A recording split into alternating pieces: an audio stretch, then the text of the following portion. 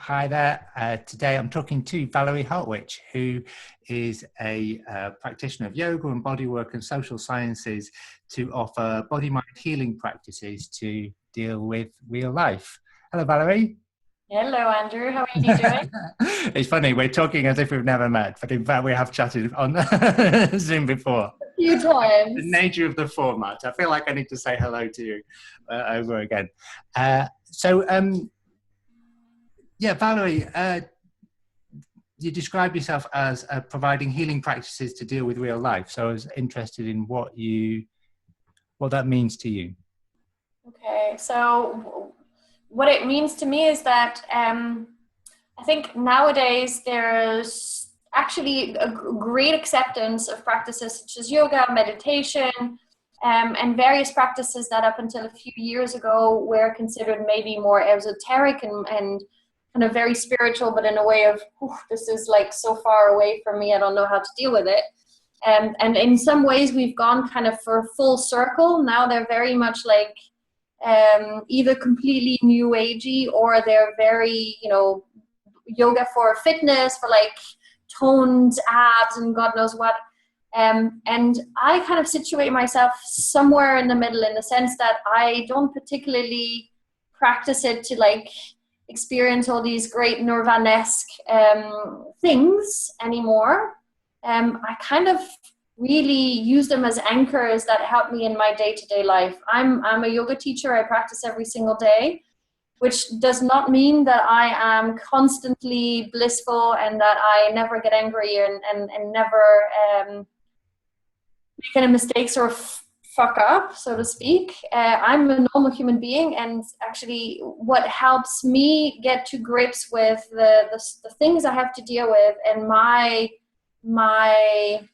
perceived flaws and my perceived mistakes are my practices. They kind of help me either focus when I need to focus, release tension in my body, or even kind of release kind of more emotional quality tension. And so that's why I say that the practices that I offer and I share with people, they are for real life. They're not to extract yourself from real life. They are to really help you deal with the reality of what it is to be a human being nowadays. Yeah. And why is that important in your view? Why is that important? Because we live this life. We live this life on a day-to-day basis. Yeah. We want to live it as fully as possible. We want to live it as consciously as possible. And we want to live it in a way where we have as much perspective on ourselves and on what we do as possible, so that we can make the right choices. Living consciously means that you're not just basically pulled by all the habits that you have and all the kind of unconscious conversations that are happening. Some of it will still happen, but if you become more conscious and if you have tools that help you to do that, then you can make a choice in a moment where I could react angrily to this, or I could basically just take a step back, do a little bit of breathing or whatever else that helps me, and basically react from a different place. So it means that not only does it help me to have a fuller life, but it also helps me to be a better wife, a better daughter, a better co-worker, whatever else it is, and a more active participant in my life in general. Oh, that's nice. I like that. A more active participant in my life. I like that. That sounds like a wonderful thing to be. So just as an example of one of the things that you're doing, I know you're running a retreat later in the year, and yes. I see you've called it Embodying Wholeness.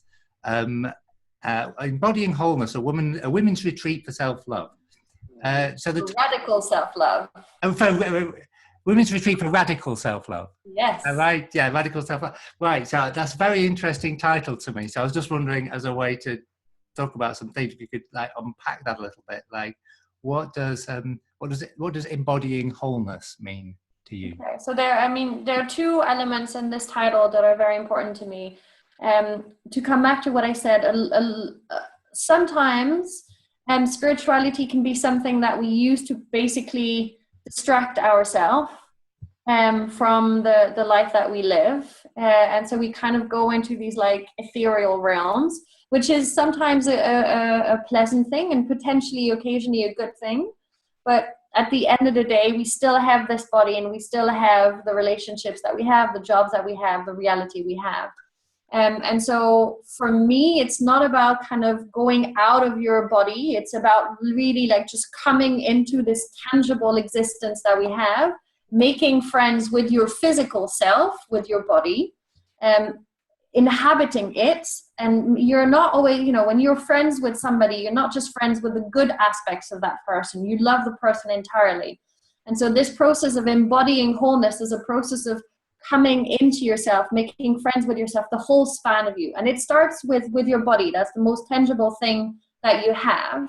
And so in the retreat, we'll work through the body, and we'll work through the body to accept all of what we are, the things that we like, the things that we don't, the things that we think are perfect, and the things that we don't think are perfect. And so hence the title, Embodying Wholeness. It's not about a yoga retreat that's only going to make you feel good. It will make you feel good because it will make you have a different relationship with yourself, one of more acceptance. But it's not just emphasizing you're just only going to be open-hearted, you're just going to be like super and great and just focus on the great aspects of yourself. Because I also think that a truthful spiritual practice, as it was originally meant, is a practice where you look and at yourself as clearly and as honestly as you can, and it's the whole bandwidth of who you are.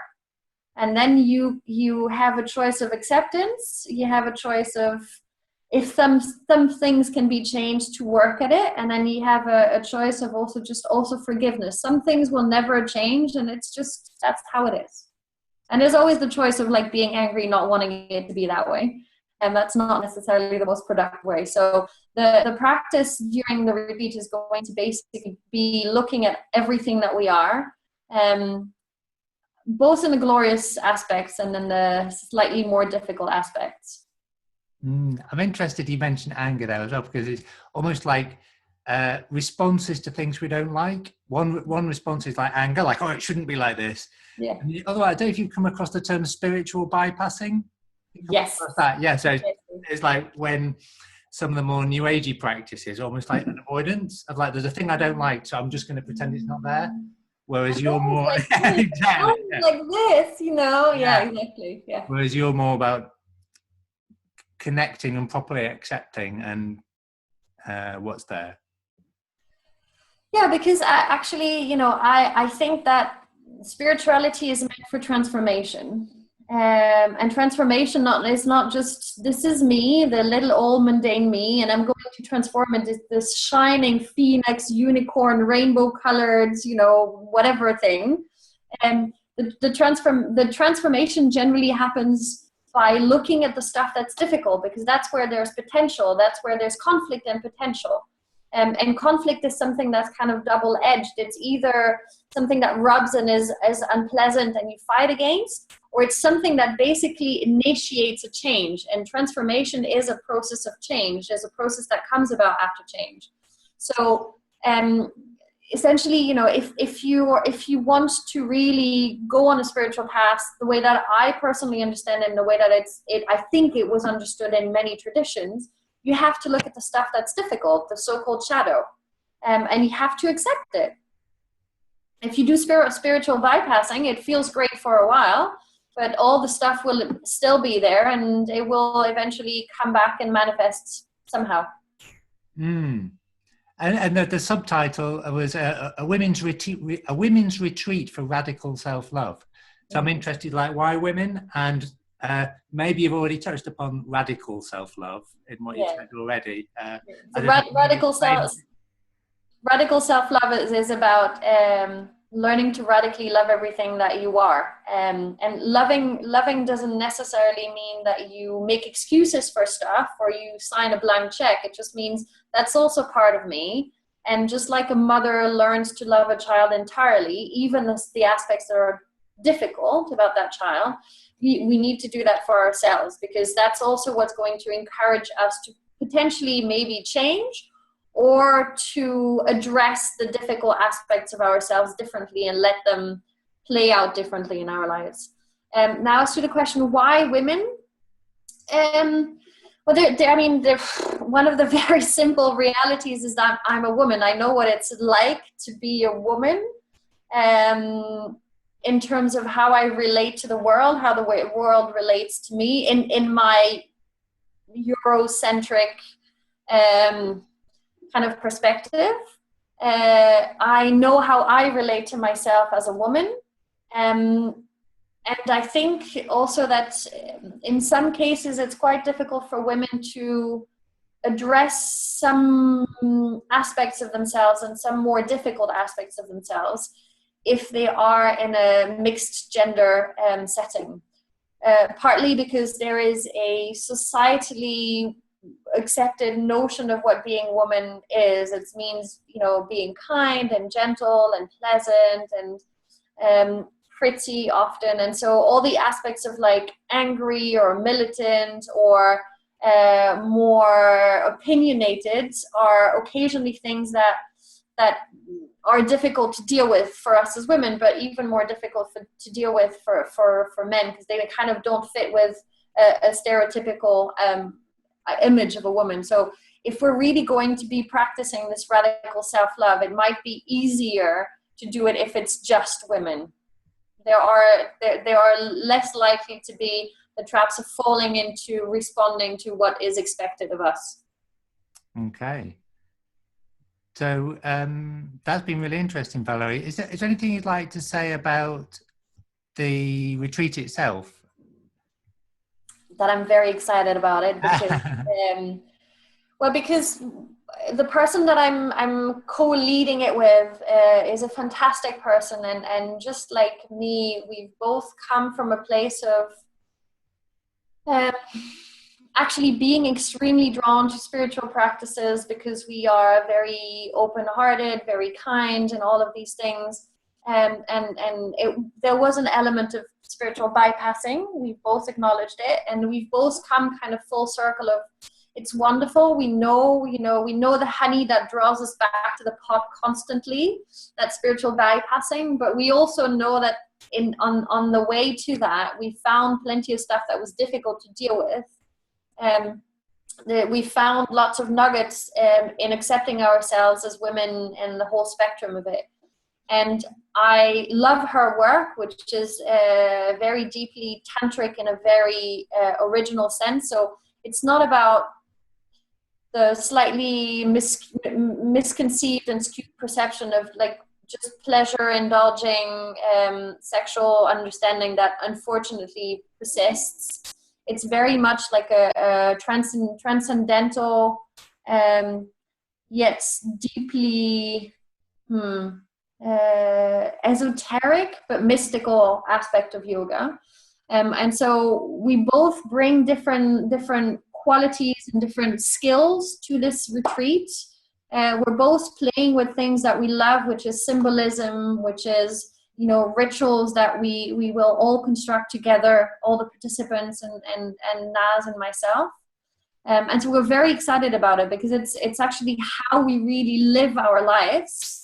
And we are very willing to share it. And we've both kind of not really found the right place to do it yet. And this is one of the very first places where we do it. So we're going to be conducting people and ourselves through a whole range of practices during the day. And it's every single day is going to be very much a journey on a specific topic. And people will leave with a set of simple practices and self-designed rituals that they can use for themselves to reconnect with certain aspects of the practice and the retreat. And we're also very excited because the place is beautiful. Like it's really an amazing setting that really allows us to retire from our usual day-to-day life. And it's, some of the people who have already signed on are very committed women to this, very committed to this practice. And so just generally the energy that's kind of gathering around it feels like it has an incredible amount of potential. All right, cool. And if someone wanted to find out more, how would they do that? So I'm just going to say one thing in order for people to know whether they want to find out more or not. It will take place between the 7th and the 14th of July, and it will be in the south of Spain. It will be between Granada and Malaga, so there are lots of very, very regular and very cheap flights. So the flight is really not an issue in terms of price, and also the retreat ranges between £860 if you want a single room to yourself, to £650 if you're willing to share with more than 2 people. So in terms of how much content there is and the quality of accommodation, food, and the teaching, it's an amazing price. And if you want to find out more, you can either visit my website, which is www.resonanceexperience.com, resonance experience in one word, or you can visit Naz's website, which is www.heartcenteryoga.co.uk.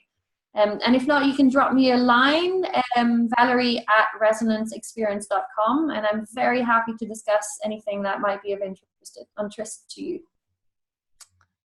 Sounds great.